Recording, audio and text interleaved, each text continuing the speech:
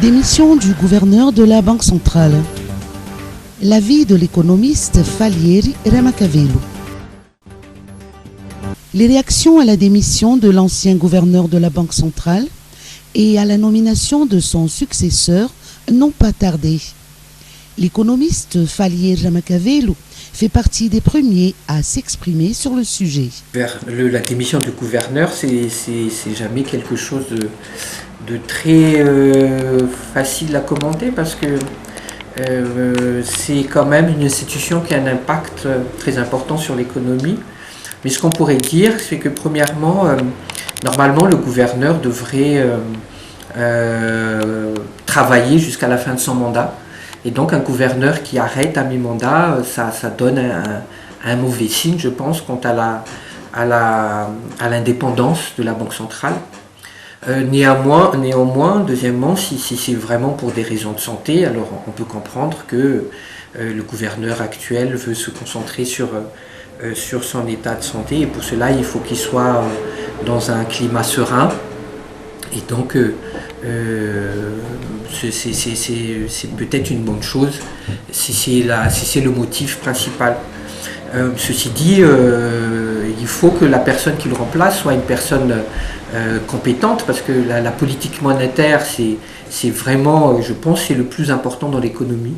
Parce qu'une monnaie, pour qu'une économie puisse fonctionner, il faut avoir une monnaie forte, avec des politiques de financement intéressantes, c'est-à-dire avec des politiques de taux d'intérêt et des taux de change qui correspondent aux fondamentaux de l'économie qu'on souhaite faire dans un pays.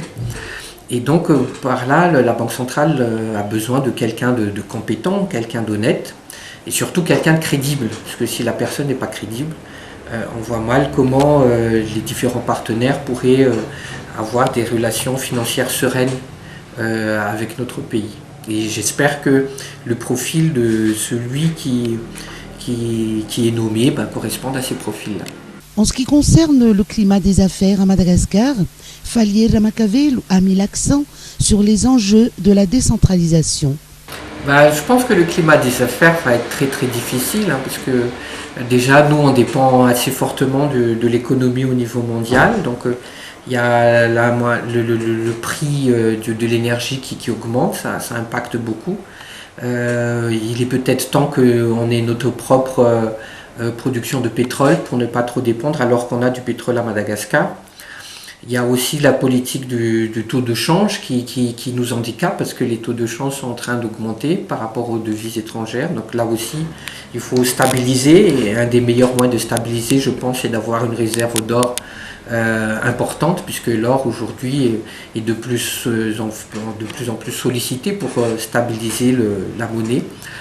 Et puis je pense qu'il faut aussi de la sécurité, parce que ce soit juridique ou que ce soit la sécurité physique des personnes, pour que les gens puissent travailler dans un climat serein.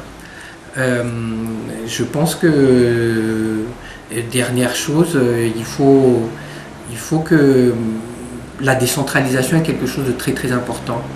Les gens doivent vraiment comprendre que sans décentralisation, il n'y a pas de développement pour chaque localité de Madagascar. Il y a un vrai développement, c'est pas seulement l'augmentation du PIB, c'est surtout que chaque Fouktan ait à manger, puisse éduquer ses enfants, puisse avoir des hôpitaux ou des dispensaires pour que chaque Fouktan vive bien.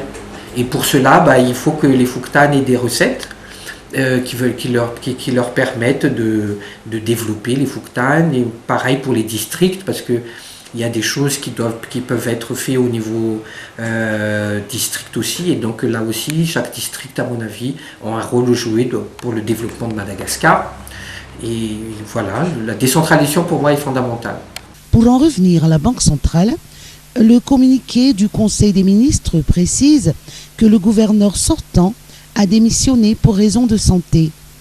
Le conseil d'administration de la Banque centrale a aussitôt proposé qu'il soit remplacé, dans la mesure où un poste aussi stratégique ne pouvait être laissé vacant.